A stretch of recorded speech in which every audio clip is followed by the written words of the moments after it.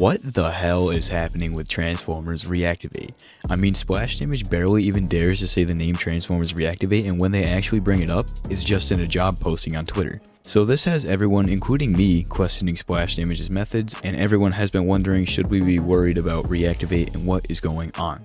Transformers Reactivate's last official update was in December of 2023, the same year they said that they would have a beta dropping, which evidently did not happen. The secondary support studio known as Bulkhead, who worked on Transformers Reactivate, barely even speak about it as well. Fast forward to 4 months later, and the last time Splash has even brought up the name of Reactivate is just in job listings. Does this mean the game is having problems behind the scenes? Well, not necessarily.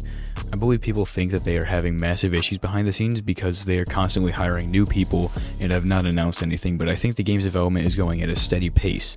But I do in fact think they know that they announced the game way too early and were way too ambitious, and that they needed to take a much needed step back and focus on the game.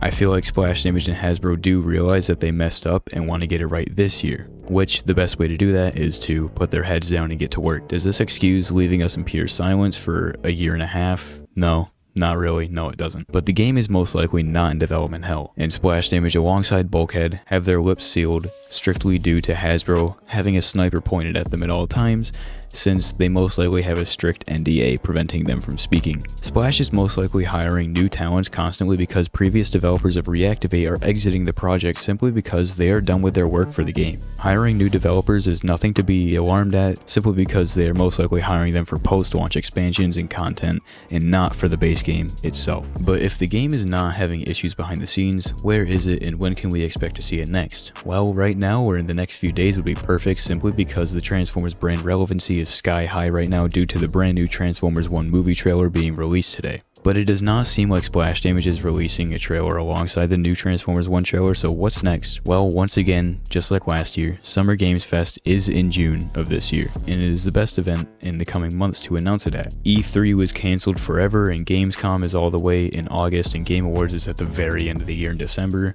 Which, yes, it could be at Gamescom in August, but why wait? The game has been in development since 2017, and I refuse to believe that they really need that much more time to work on the game. So honestly, the best place for them to re-announce it is at Summer Games Fest. It's early enough in the year to have time for marketing, a beta, and possibly a late summer or fall release date, if they are in fact planning on releasing the game this year. So right now, I think Splash Damage is just gearing up for their possible release in 2063, hiring new developers to create post-launch content and just polishing up their base game for their big re-announcement at Summer Games Fest. But that is just a theory, and it could or could not happen. Let's have some faith in the goats over at Splash Damage. They are cooking, I promise. Let's give them the time they need to make the Transformers game of our dreams. Let me know your thoughts down below, and yeah, it's been TFReaper. I'll see y'all boys later.